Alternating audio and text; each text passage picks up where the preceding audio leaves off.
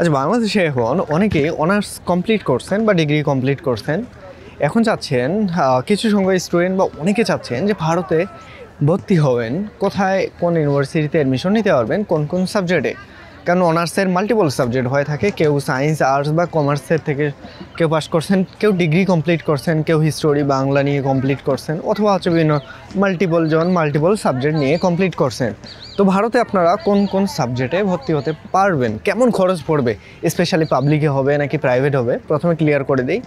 আমি শুধুমাত্র private university নিয়ে ভিডিও বানাই, তো যারা পাবলিকে করতে চান তবে ইউটিউবে অনেক জনের আলাদা জনের ভিডিও পেয়ে যাবেন, তো সেখানে যেতে পারেন, আপনারা স্কিপ করতে পারেন। কিন্তু যারা ভারতে পড়তে আসবেন, ভিসা লাগবে, জানুয়ারিতে আসবেন বা হচ্ছে ফেব্রুয়ারিতে বা আগামী 26 সেশনে আসবেন, তো তারা কন্টিনিউ করতে পারেন। দেখুন, এখানে অনেক ইউনিভার্সিটি আছে ভালো ভালো, তো খরচও ভালো ভালো, যেমন সারদা আছে, নয়ডা ইন্টারন্যাশনাল ইউনিভার্সিটি আছে, গ্যালিওটিয়াস আছে।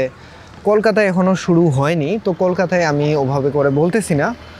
আর কলকাতাতে হবে, কিন্তু আগামী বছর হবে, জানুয়ারি ফেব্রুয়ারির পরে কন্ট্যাক্ট করতে পারেন। কিন্তু এখন চণ্ডীগড় ইউনিভার্সিটি আছে বা হচ্ছে মাল্টিপল অনেক ইউনিভার্সিটি আছে যারা মাস্টার্স আপনার করতে পারবেন, ঠিক আছে। তো সেগুলো খরচ কীরকম দেখুন, আপনার পাস মার্ক 2 পয়েন্টের উপর থাকতে হবে মিনিমাম, কারণ আউট অফ 4-এর মধ্যে যদি হয় 2 পয়েন্টের উপর থাকতে হবে, 50-50 চাই সর্বনিম্ন আর কি মাস্টার্সের ক্ষেত্রে অ্যাটলিস্ট। তো মাস্টার্সের যেগুলো খরচ এক নজরে বলি, 1.5 লক্ষ রুপি থেকে শুরু করে আপনার মোটামুটি 2-2.5 লক্ষ রুপি পর্যন্ত যাবে, ডিপেন্ড অন সাবজেক্ট। যেমন ইঞ্জিনিয়ারিংয়ের ম্যাক্সিমাম নয়ডাতে হচ্ছে 1,64,000 বা 70-এর মতো, গ্যালগুটিয়ে 2 লক্ষর মতো, সারদাতে 2 থেকে 2.5 লক্ষ রুপির মতো, চণ্ডীগড়ও এরকমই সিমিলার। হ্যাঁ, আবার হচ্ছে যে এটা হচ্ছে ইঞ্জিনিয়ারিংয়ের বাইরে সায়েন্স আর্টসের অনেকগুলো সাবজেক্ট আছে, সেগুলো বা জেনারেল। কেউ অনেকে চান যে ভাই কোনো মতন ইন্ডিয়াতে এসে অন্যান্য কান্ট্রিতে ফেস করবেন বা হচ্ছে কোনো রকম ভারতে আসবেন, তো নামমাত্র চলার জন্য, তো তাদের ক্ষেত্রে মিনিমাম 1.5 লক্ষ রুপি সাইজ থাকবে। নয়ডা বা গ্যালগুটিয়াতে আসা যায়, সেখানে 1.5 লক্ষ রুপির মতো বা 1,70,000 রুপির মতো তো অ্যাটলিস্ট কমপ্লিট হবে। কিন্তু কলকাতায় এমন আছেন যা এখানে লাখের মধ্যে হয়, বিএ ইংলিশ, এমএ ইংলিশ বা অন্যান্য, কিন্তু সেটা নেক্সট ইয়ারে হবে। ওকে, তো ইনস্ট্যান্ট যদি এখন আপনি ভর্তি হতে চান তবে এগুলো ইউনিভার্সিটি দেখতে পারেন খুব ইজিলি। ডকুমেন্টস কী কী লাগবে, আপনার অনার্সের ট্রান্সক্রিপ্টগুলো লাগবে, পাস করছেন সেটার প্রুফ লাগবে, তারপর হচ্ছে ইন্টার এসএসসির মার্কশিট কপিগুলো লাগবে। আর যদি ইঞ্জিনিয়ারিং কমপ্লিট করেন তবে ডিপ্লোমা যদি ব্যাকগ্রাউন্ড থাকে তবে ডিপ্লোমার মার্কশিটগুলোও লাগবে।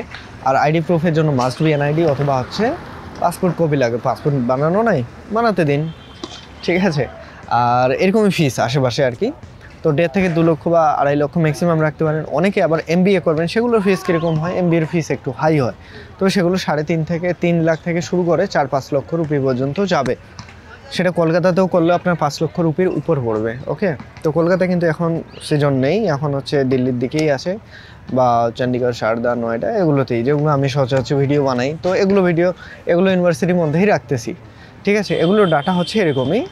এর বাইরে ভর্তির জন্য আলাদা আলাদা ইউনিভার্সিটি, সারদাতে 52,000 রুপি লাগবে, নয়ডাতে 36,000, গ্যালুটিয়াতে 30,000 রুপি, চণ্ডীগড়ে 40,000 লাগবে, যেখানে 10,000 আপনার অ্যাডমিশন কাউন্ট করে, বাকি অ্যাডভান্স সেমিস্টার ফিস কাউন্ট করে।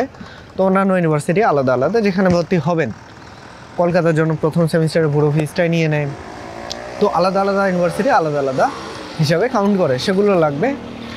আর কি কি লাগবে এরপরে প্রসেস, অফার লেটার ইস্যু করে, অ্যাডমিশন নেওয়া, অ্যাডমিশন কনফার্ম করে, ভিসা করে, দেন হচ্ছে ইন্ডিয়াতে আসা, আর সমস্ত প্রসেস আমি করে দিব। এই যে আমার হোয়াটসঅ্যাপ নাম্বার। মাস্টার্সের জন্য অত বড় কোনো ভিডিওটা বানাবো না, সিম্পলি অনেকে জানতে চায় যে ভাই আসতে পারবেন কি না, তো তাদেরকে বলি অবশ্যই আপনি আসতে পারবেন। জানুয়ারি থেকে ফাউন্ডেশন এদের শুরু হবে, সেটাতে জয়েন দিতে পারেন, অথবা মেন ক্লাস আগস্টে শুরু হবে, সেটার জন্য আপনি অ্যাডমিশন নিতে পারেন। তবে সেটার পারমিশন পেতে পেতে মোটামুটি মে জুন চলে যাবে।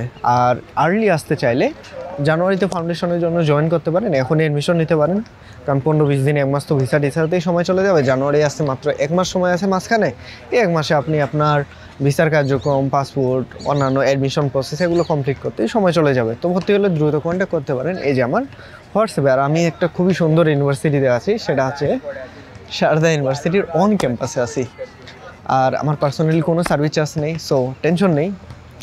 এই যে আমার হোয়াটসঅ্যাপ নাম্বার, সরাসরি ভর্তির জন্য কন্ট্যাক্ট করতে পারেন।